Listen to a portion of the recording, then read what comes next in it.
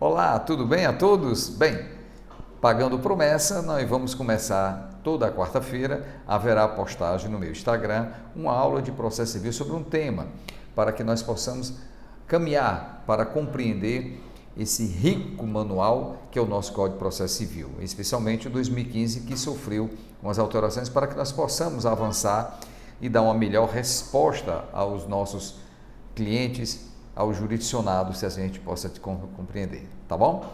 Então hoje nós vamos iniciar com princípios processuais e constitucionais, tá certo? Bem, então vamos iniciar com isso. A gente tem que ter ideia de o que é princípio. Princípio é uma árvore, né? Aquela árvore onde os seus galhos, os seus frutos serão os códigos, onde toda ela vai tirar seiva, vai se sustentar, ok? Então no nosso código ele é totalmente agarrado a esses princípios e que eles vão ser trabalhados. Só lembrando, pessoal, que esses grandes princípios foram conquistas de uma sociedade. Porque quando houve a Revolução Francesa, onde a nobreza perdeu aquele papel principal e surgiu a burguesia, o papel do juiz também mudou completamente. Ou seja, os juízes começaram a se prender à principiologia do todo, de toda a sociedade. Então surgiu o código para que eles pudessem ter o parâmetro de julgamento. E o código era o quê? Feito pelo parlamento, que era a vontade do povo. Assim sendo, os juízes fariam no julgamento a vontade do povo, como o povo quer que os seus julgamentos aconteçam, ok?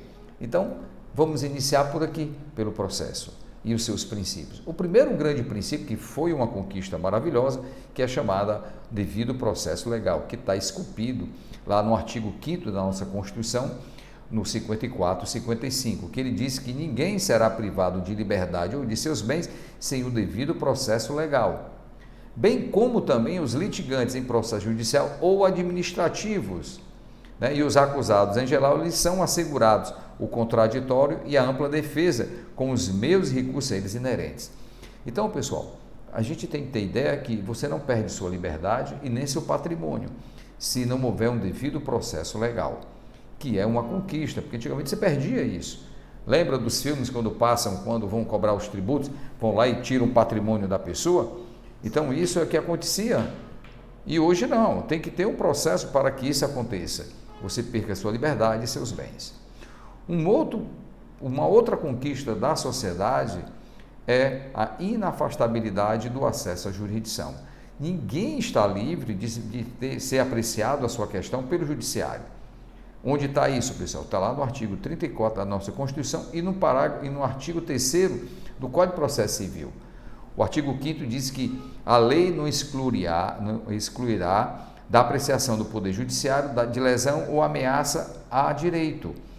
E o artigo 3º diz assim, não se excluirá da apreciação jurisdicional a ameaça ou a lesão a direito, fazendo uma repetição do artigo 5º. E é interessante que está a palavra ameaça, que tem um alto significado nesse contexto, porque até os meados do século XIX, as medidas só eram para a restauração do direito já violado, nunca ameaça o direito. Ou seja, quem tinha dinheiro, quem era da nobreza, quem era, né, do status mais elevado, a elite de uma sociedade, podia passar tempos e tempos, podia violar seu direito e a restauração ficar por isso. Hoje não. Hoje, antes que aconteça algo, você pode buscar essa proteção. No Código de Processo Civil nós temos as tutelas, seja de evidência, de urgência ou as cautelares. Então são medidas que podem auferir a você o seu direito bem rápido, né? Como está lá no artigo 300, né? Onde ele expõe que você poderá ter uma tutela de urgência, de emergência, antes de ter o que? A decisão final. Então está lá para assegurar. Por sinal, vamos ter uma aula sobre tutelas antecipadas, ok? O terceiro grande princípio é chamado juiz natural. Isso também foi outra conquista. Haja vista que até na sociedade brasileira houve tribunais de exceções, onde havia nomeação de tribunais para um caso específico para aquilo. Hoje não, queridos.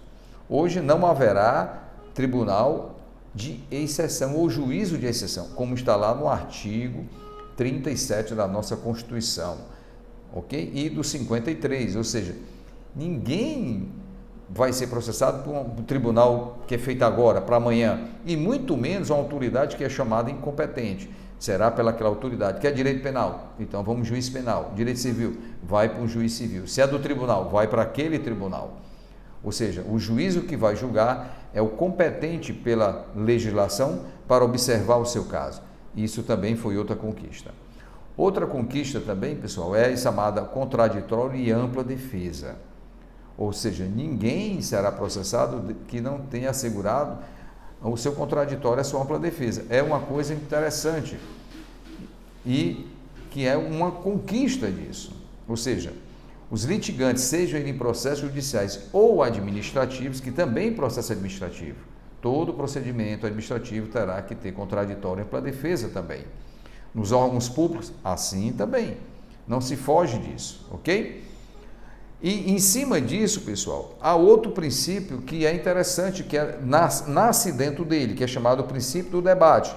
Está lá no artigo 9º e no artigo 10º no nosso Código de Processo Civil, que o 9º diz assim, ó, não se proferirá decisão contra uma das partes sem que a outra parte seja ouvida.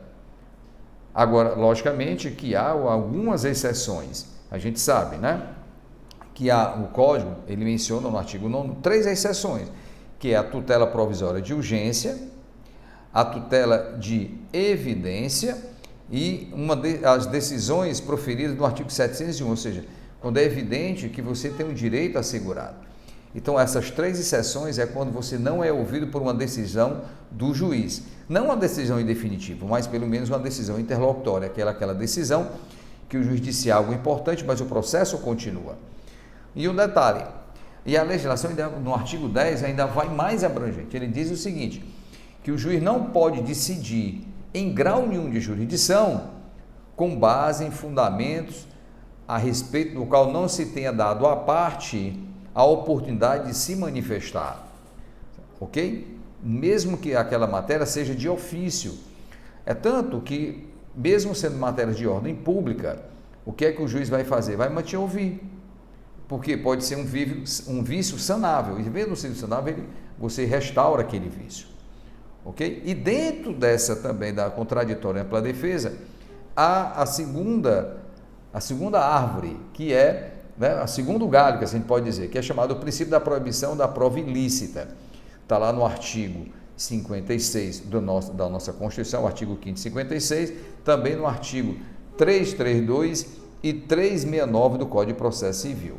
Mesmo que no direito alemão, esse princípio era muito fechado, não admitia de modo algum, e começou a haver uma ponderação. Com essa ponderação, qual é o fim a que ele se destina? Então, o que é que acontece, pessoal? O artigo 332 diz assim, ó, todos os meios legais, você tem que provar todos os meios legais, bem como os moralmente legítimos, ainda que não estejam inseridos dentro do Código. Não está no Código, mas são moralmente aceitáveis. Eles são hábeis para provar a verdade, né? Ok? Então, lembre-se disso. E a outra, que as partes têm o direito de empregar todos os meios legais, bem como os moralmente legítimos, ainda não especificado no Código, para provar a verdade dos fatos, que se for no pedido ou a defesa influir na eficácia do juiz. Então, lembre-se o seguinte, se for para fazer uma defesa, você pode usar uma prova ilícita, sem nenhum problema. Sem nenhum problema. Você pode usar, não há nenhum problema em relação a isso. Ok? Especialmente no direito penal, eu posso usar uma prova ilícita, sim, desde que seja para me inocentar. A outra, pessoal, o princípio da publicidade e a necessidade de fundamentação, que é outra conquista. Todos os atos judiciais, eles são publicizados e são fundamentados. O artigo 93, 9º, e o artigo 11 do Código de Processo Civil, assim nos contabiliza, diz que são nulos qualquer julgamento de um juiz, qualquer ato processual decisório de um juiz, seja interlocutório ou não, ou definitivo, aquele que põe fim ao processo, tem que ser fundamentado sobre pena de nulidade. E o artigo 11, ele confirma o princípio constitucional quando ele diz: todos os julgamentos do Poder Judiciário serão públicos e fundamentadas as suas decisões, porque ele é publicizado. E detalhe, pessoal, logicamente que a gente tem que saber que há aqueles processos em segredo de justiça. todos aqueles processos que são de natureza íntima, separação judicial, alimentos, curatela, interdição, eles são segredo de justiça. Ou aqueles processos em que o juiz assim, né, define, né, ele faz um despacho fundamentado porque ele tem que ser segredo de justiça para o interesse público. Ok? Lembre sempre disso. O 489 do Código de Processo Civil, ele faz exatamente essa seguridade dessa questão de segredo de justiça, onde o juiz resguarda isso.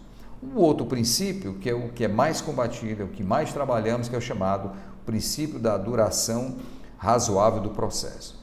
Está lá no esculpido, no artigo 78, né, e no artigo 4 do Código de Processo Civil. Ou seja, todos os litigantes, eles buscam assegurar um processo rápido. E o detalhe, as partes, elas têm o direito de obter um tempo razoável, um prazo razoável para que o processo se defina. Você não pode ficar pendente nessa questão anos e anos, como acontece. Eu, particularmente, tenho um processo de 1998 para ainda ser julgado. Um outro é chamado princípio da isonomia, está no artigo 5º, inciso 2º da Constituição Federal, que todos são iguais perante a lei. Lembrando que o nosso sistema constitucional diz que tratamos os iguais como iguais, os desiguais como desiguais. Lembramos sempre disso, não podemos tratar pessoas diferentes iguais. Então, nós temos que assegurar essa magistratura, ok? Só para a gente ter isso em mente. Um outro princípio que nós temos que ter esculpido, pessoal, que nós já vamos lá para já o 9º princípio, que é o princípio da segurança jurídica. Esse é uma novidade enorme no Código de Processo Civil. O que é isso? É os precedentes, pessoal.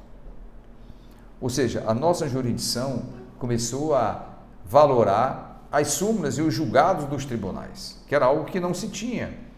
Ou seja, você tem a natureza e a certeza de que aquele assunto que já foi julgado, ele vai ser julgado novamente daquela forma.